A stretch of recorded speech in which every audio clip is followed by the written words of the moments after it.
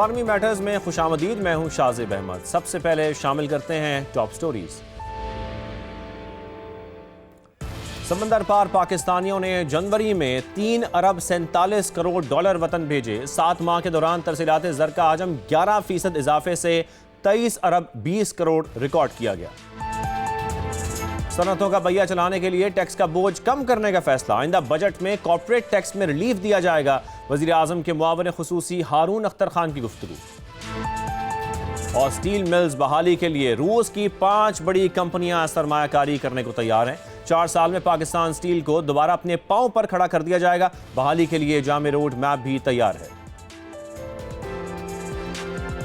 और अब कुछ जिक्र करेंगे गैर मुल्की करेंसियों का। इंटरबैंक में देखा जाए तो डॉलर की कदर में आज मजीद 3 पैसे की कमी देखी जा रही है, जिसके बाद कीमत 279 रुपये 67 पैसे पर आ गई। फिर यूरो की अगर बात करें तो इसमें 1 रुपया 27 पैसे इजाफा हुआ। फिर बरतानवी पाउंड में भी देखा जा रहा है कि 1 रुपया 63 पैसे इजाफा हुआ है, जिसके बाद इसकी कीमत 382 रुपये 31 पैसे हो गई है। फिर गोल्ड की बात ना करें, यह बहुत ज़रूरी है। सोने की कीमतों के हवाले से आपको बताएं कि इसकी कीमतों में फी तोला 1500 रुपये इजाफा हुआ है। अब कीमत 5,26,262 रुपये पर आ गई है। और 10 ग्राम के हवाले से आपको बताएं कि 10 ग्राम में 1286 रुपये इजाफा हुआ, जिसके बाद रेट 4,51,184 रुपये पर पहुंच गए हैं। इंटरनेशनल मार्केट में सोना $15 फी औंस महंगा हुआ है। आज के टॉपिक की तरफ आते हैं। गोल्ड की बात हमने की, लेकिन जरा डिजिटल गोल्ड की बात करते हैं। जिक्र करेंगे क्रिप्टो करेंसियों का, जिसमें बहरान देखा जा रहा है। बात करें डिजिटल गोल्ड बिटकॉइन की, तो सिर्फ इसकी कदर 4 माह के दौरान अब आधी रह चुकी है। फिर दीगर क्रिप्टो करेंसीज को देखा जाए, ज़ाहिर है इसका इफेक्ट दीगर करेंसीज पर भी आता है। उसकी सूरत भी कुछ मुख्तलिफ नहीं है। अगर पाकिस्तान की बात करें तो यहाँ पहले ब्लॉकचेन करेंसियों को गैर कानूनी समझा जाता था, लेकिन हालिया कुछ अरसे में हुकूमत ने इसकी तरफ तवज्जो दी है।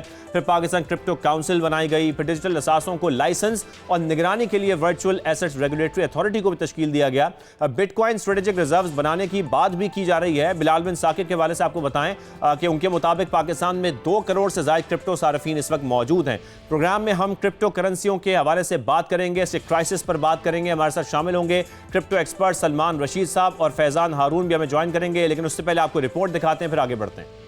ब्लॉकचेन या क्रिप्टो करेंसी की कदर में जबरदस्त कमी, एक हफ्ते में 20% तक कमी रिकॉर्ड। डिजिटल गोल्ड समझा जाने वाला बिटकॉइन भी गिरावट का शिकार, $70,000 की सतह से नीचे आ गया, जो अक्टूबर 2025 में $1,26,000 की रिकॉर्ड सतह पर पहुंच गया था। सिर्फ 4 माह के दौरान ही BTC अपनी आधी कदर खो चुका। दीगर क्रिप्टो करेंसियों इथेरियम, BNB और XRP में भी जबरदस्त कमी देखी गई। माहिरीन के मुताबिक क्रिप्टो मार्केट में मंदी की बुनियादी वजह आलमी मौशी दबाव और मरकजी बैंकों की जानिब से शरह सूद में इजाफा है, जिसके बाइस सरमायाकार रिस्क से बचने की हिकमत अमली इख्तियार कर रहे हैं और अपनी सरमायाकारी गोल्ड जैसे निस्बतन महफूज असासों की तरफ मुंतकिल कर रहे हैं। मुख्तलिफ ममालिक में क्रिप्टो करेंसियों से मुताल्लिक सख्त रेगुलेटरी इक़दामात और मुमकिना पाबंदियों की खबरों ने भी मार्केट पर मनफी असर डाला है। अमरीकी वज़ीर ख़ज़ाना स्कॉट बेसेंट का एक बयान भी सामने आया है, जिसमें उन्होंने कहा है कि ट्रेजरी के पास क्रिप्टो मार्केट को मुस्तहकम करने का इख्तियार नहीं। कुछ माहिरीन ने दुनिया में गैर यकीनी की सूरत हाल में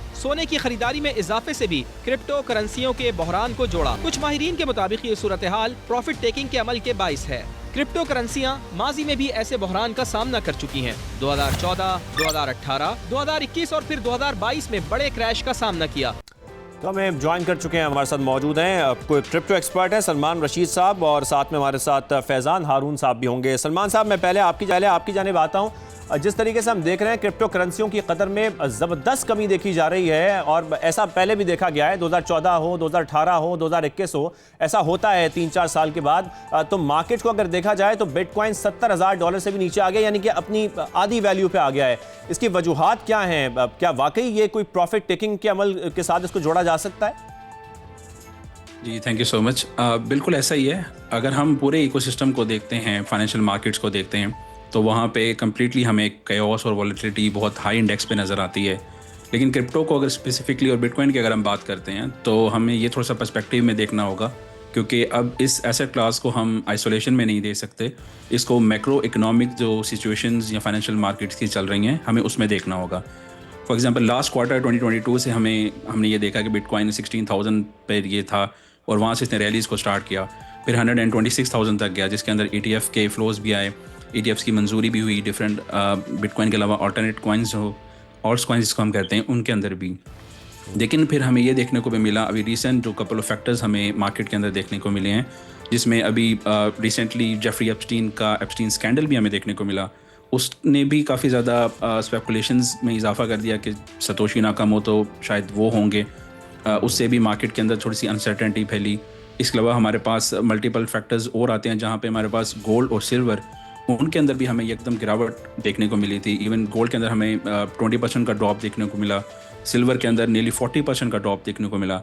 तो इन एसेट्स को, जिनको हम सेफ हेवन्स कहते हैं, फॉर एग्जांपल गोल्ड है, जब उसके अंदर हमें गिरावट देखने को मिलती है तो फिर जो इन्वेस्टर्स होते हैं वो पैनिक सेलिंग में और अपनी पोजीशंस को बेहतर करने के लिए वो जो रिस्क ऑन एसेट्स होते हैं, फॉर एग्जांपल जैसे क्रिप्टो है या बाकी फाइनेंशियल एसेट्स जिसमें स्टॉक्स भी आ जाते हैं, उनको भी शेव ऑफ करना शुरू कर देते हैं, उनकी भी सेलिंग करते हैं।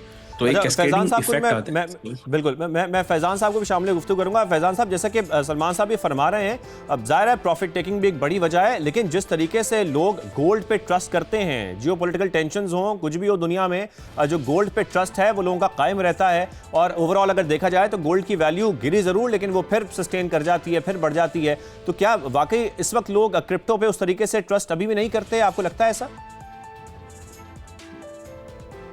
बिस्मिल्लाहिर्रहमानिर्रहीम। Exactly, it's true. यही बात है कि it's all about confusion. It is as similar as we see the investors. जैसे पाकिस्तान की बात करें तो इन्वेस्टर आपका क्यों छोड़ के चला जाता है? क्योंकि उसके अंदर कॉन्फिडेंस नहीं होता। Instability, law and order situation, as a result confusion create होती है, जिसकी वजह से इस तरह की स्टेटमेंट्स या इस तरह के डाउट्स मार्केट में या मीडिया पर गर्दिश कर रहे होते हैं।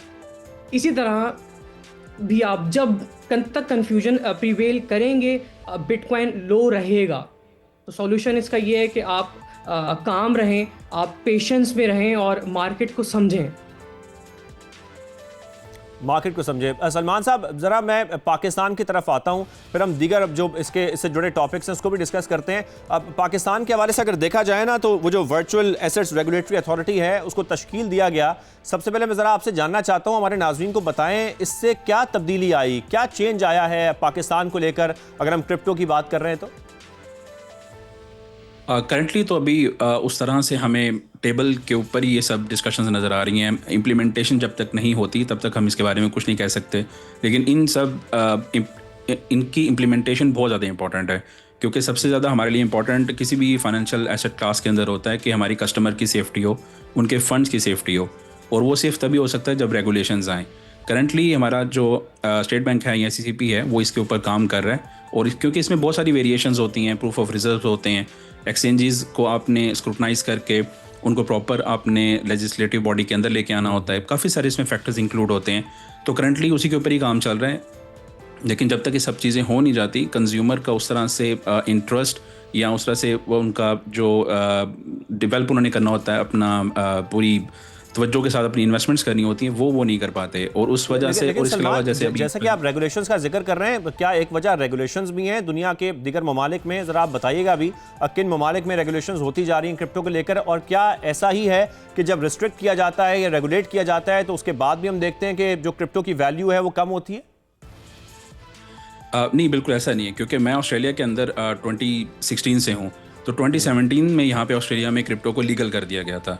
तो उस लीगलिटी की वजह से हमें बहुत जल्दी एक्सपोजर इस मार्केट के अंदर मिल गया था, और हमें पता चल गया था कि मार्केट काम कैसे करती है। अगरचे उस टाइम इतने ज़्यादा क्रिप्टो करेंसी के कॉइन्स नहीं होते थे, गिने चुने नहीं होते थे, लेकिन फिर भी जब रेगुलेटरी फ्रेमवर्क के अंदर आ जाते हैं तो कंज्यूमर प्रोटेक्शन आ जाती है। एक इन्वेस्टर को, एक बड़े इन्वेस्टर को सिर्फ यही चाहिए होता है कि उसके फंड्स जो हैं वो सेफ रहें। अगर कोई एक्सचेंज जो है उसमें कोई हैक होता है, कोई चीज़ होती है, तो जो भी उनका इदारा है, security exchange commission for example Pakistan है, उसकी तरफ से उनको प्रोटेक्शन मिले। ये चीज़ हमारे पाकिस्तान में काफ़ी ज़्यादा मिसिंग है, और इसकी वजह, और इसके अलावा एजुकेशन की, जैसे फैजान भी बात कर रहे थे, एजुकेशन की बहुत कमी है। जब ये चीज़ों की कमी होती है तो फिर लॉसेज जो हैं वो लोगों के बहुत ज़्यादा बढ़ जाते हैं। अच्छा फैजान साहब, अगर एक फ्रेमवर्क बना लिया जाता है इस हवाले से क्रिप्टो के, आपको क्या लगता है पाकिस्तान में फैजान साहब कितना पोटेंशियल है? क्या मुआशी तौर पर भी हमें कोई फ़ायदा हो सकता है इस क्रिप्टो करेंसी से?